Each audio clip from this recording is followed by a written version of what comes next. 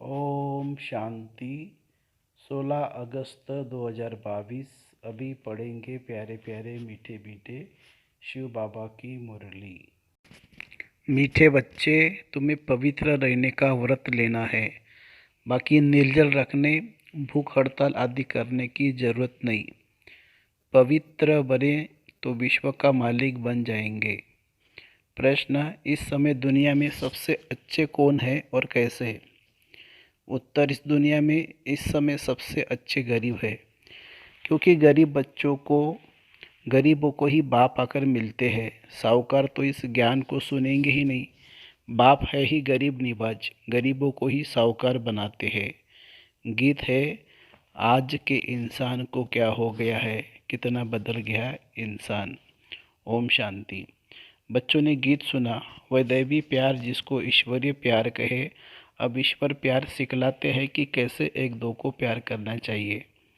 भारत में कितना सच्चा प्यार था जब सचखंड था। सचखंड किसने बनाया था? सदगुरु, सत बाबा, सत टीचर ने। अभी तुम किसके आगे बैठे हो? सच बाबा अर्थात जो सच्चा सुख देने वाला है, सच्चा प्यार सिखाने वाला है, सच्चा ज्ञान देते हैं, उनके सन्मुख में बैठे हैं। झूठ खंड में तो सब झूठ है। गाया भी जाता है कि सत का संग करो। सत्य तो एक ही है, असत्य अनेक है। जो बाप भारत को स्वर्ग बनाते हैं, बेहद का वर्षा देते हो, तुम उस बेहद के बाप के सन्मुख बैठे हो, जो फिर से हमको बेहद की बादशाही देने आया है। सत बाबा ही सत बाबा एक ही है, जिसके संग से तुम्हें विश्व के मालिक बनते हो। भक्ति में पहले पहले एक ही शिव बाबा की सच्ची सच्ची भक्ति होती है। उसको ही सच्ची अव्यभिचारी भक्ति कहा जाता है। बाबा बेट तुम बच्चों को सारे चक्र का ज्ञान सुनाते हैं। पहले पहले एक शिव बाबा की भक्ति थी, जिसको अव्यभिचारी भक्ति कहते थे। फिर अभी ज्ञान भी तुमको सच्चा सुनाते हैं, झूठी भक्ति से छुड़ाते हैं। सच्चे बाबा द्वारा तुम ज्ञान सुना रहे हो। तुम जानते हो यह सत्य का संग हमको स्वर्ग में ले जाने जाएगा। सच्चे ज्ञान से ही बेड़ा पार होता है, और जो झूठा ज्ञान सुनाते उससे बेड़ा गर्क होता है। उसको अज्ञान कहा जाता है। सच्चा ज्ञान सिर्फ बाप ही सुनाते हैं। तुम बच्चे सारे चक्र की हिस्ट्री जाग्रफी को समझ गए हो। तो यह सच्चा सच्चा बाबा, सच्चा सच्चा टीचर है। सतयुग में भी सच्चा बाप कहेंगे, क्योंकि वह झूठ होता ही नहीं है। ईश्वर को सर्वव्यापी नहीं कहते। झूठ तो तब शुरू होता है जब झूठ बनाने वाले 5 विकार आते हैं। अभी तुम बच्चों की बुद्धि में है कि हम बेहद के निराकार बाप के सन्मुख बैठे हैं। ये बाबा भी कहते हैं कि हम उस बाबा के सन्मुख बैठे हैं। उनको याद करता हूँ, घड़ी घड़ी याद करता हूँ। बाबा का बच्चा हो ना। तुमको तो इस साकार को छोड़ उनको याद करना है। हमारे लिए तो एक ही बाबा है। तुम्हारे लिए थोड़ी अटक पड़ती है। मुझे क्यों अटक पड़ेगी? तुम्हारी नज़र इस पर जाती है, मेरी नज़र किस पर जाएगी? मेरा तो डायरेक्ट शिव बाबा से कनेक्शन हो गया है। तुमको शिव बाबा को याद करना पड़ता है। इस साकार को क्रॉस करना पड़ता है कि यह याद ना पड़े। मेरे लिए तो एक शिव बाबा ही है। तुम्हारे सामने 2 बैठे हैं, हमारे सामने तो सिर्फ एक ही है। मैं उनका बच्चा हूँ, फिर भी निरंतर याद नहीं कर सकता हूँ, क्योंकि बाबा कहते तुम कर्म योगी हो। तुम्हारी बुद्धि में सारा चक्र फिरता रहता है। सतयुग त्रेता में इतने जन्म पास किए, फिर इतने जन्म लेते लेते 84 जन्मों का चक्र पूरा किया। हिसाब है ना। अब कलयुग का अंत आ गया, फिर आगे नया चक्र फिरेगा। हिस्ट्री जाग्रफी फिर से रिपीट होती है। सतयुग में कौन थे, कहाँ पर राज्य करते थे, यह भी तुम जानते हो कि सारी विश्व पर देवता ही राज्य करते थे। अभी तो कहेंगे तुम हमारी हद में नहीं आओ, हमारा पानी न लो। बाबा तो बेहद का मालिक है। बाबा कहते मुझे याद करो। यह बाबा नहीं कहते हैं, इन द्वारा निराकार बाबा तुम आत्माओं को कहते हैं। मुझे याद करो तो तुम कभी रोगी व बीमार नहीं होंगे। या तो बाप बच्चों को पैदा कर बड़ा करते हैं, फिर अचानक अगर वो मर जाते हैं, शरीर छोड़ देते हैं, तो सब कितने दुखी हो पड़ते हैं। फिर तो शरीर निर्वाह अर्थ तो खुद ही सर्विस करनी पड़े। यह तो है ही दुख धाम। बाप तो तुम्हें कोई तकलीफ नहीं देते हैं, सिर्फ कहते हैं मुझे याद करो तो विकर्म विनाश हो जाएंगे। बाप और वर्षे को याद करो।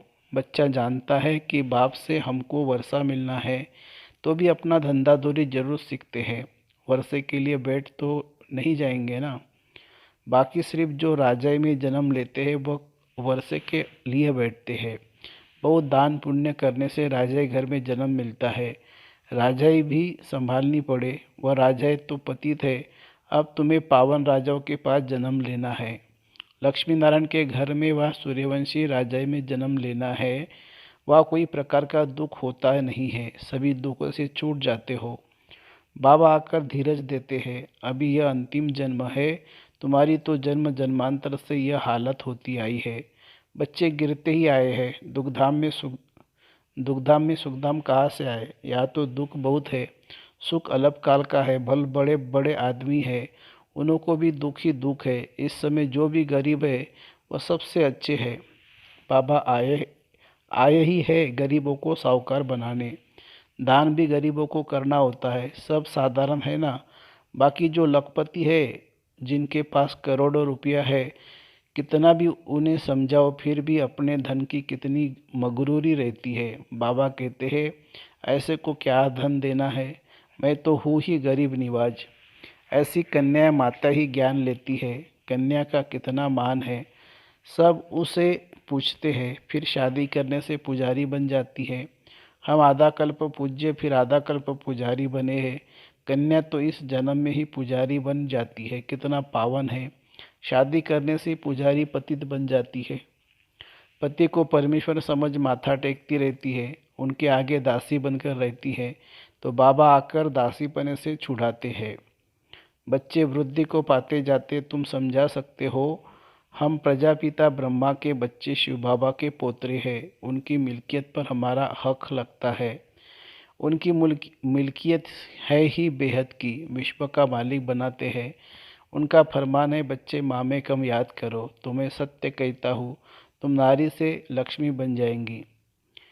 इसमें कोई व्रत नेम करना भूखा रहना नहीं है। आगे तुम बहुत व्रत नेम रखते थे, 7 रोज खाना नहीं खाते थे। समझते हैं व्रत नेम रखने से कृष्णपुरी में चले जाएंगे।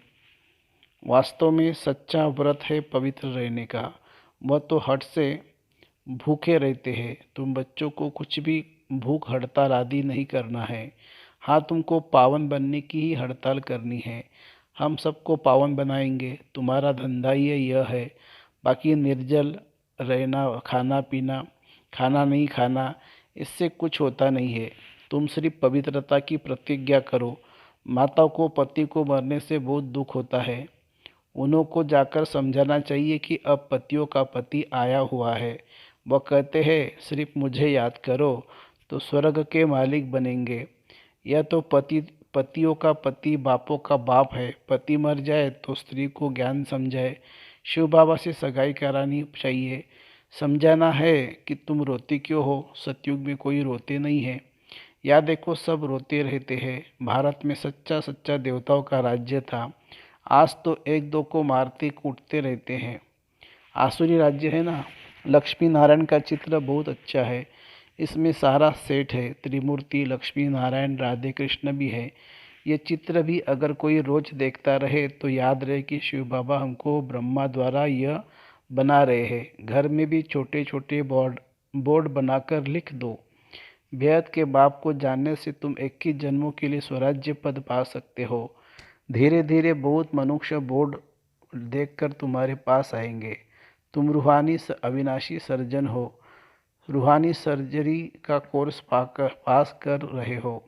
बोर्ड लगाना पड़े, बोलो इस बाप को याद करने से तुमको बेहद की बादशाही मिलेगी।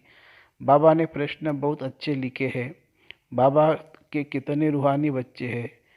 बाल बछड़े वाला है ना, इसमें भाई बहन दोनों आ जाते हैं। बाबा के पास आते हैं तो समझाता हूँ कितने बीके हैं, कितना बछड़े वाला है, कितने बछड़े वाला हूँ। बच्चे वृद्धि को पाते जाते हैं। तुम समझा सकते हो हम भाई बहन हैं, भिखारी की दृष्टि जा नहीं सकती। बाप कहते हैं देह सहित देह का झूठा संबंध छोड़ मुझे याद करो तो तुम पावन बन जाएंगे। तुम अंजाम भी करते हो, तुम अंजाम भी करते आए हो, मेरा तो एक शिव बाबा दूसरा न कोई। बुढ़िया भी यह 2 अक्षर याद कर ले तो बहुत कल्याण हो सकता है। हमने 84 जन्म लिए हैं, अभी हम ब्राह्मण बने हैं, फिर देवता, क्षत्रिय, वैश्य, शूद्र बनेंगे। ब्राह्मण जरूर बनना है और बनेंगे भी जरूर, कलब पहले मुआफिक। ढेर के ढेर बनेंगे। अभी ब्राह्मण बच्चे जो विलायत आदि तरफ है वह भी निकल आएंगे। याद तो करते रहते हैं। बाबा कहते हैं अपने कुटुंब परिवार में रहते अपने को आत्मा समझो। शिव बाबा का पोतरा अपने को समझो। हम ब्राह्मण सो देवता बनेंगे। कलयुग में मनुष्य है, सतयुग में बनेंगे देवताएं। कलयुग में सब आसुरी मनुष्य है। अभी तुम दैवी संप्रदाय के बने रहे हो। यह बाप ही बतलाते हैं, दूसरा कोई बतला न सके। इन वर्णों को कोई जानते ही नहीं है।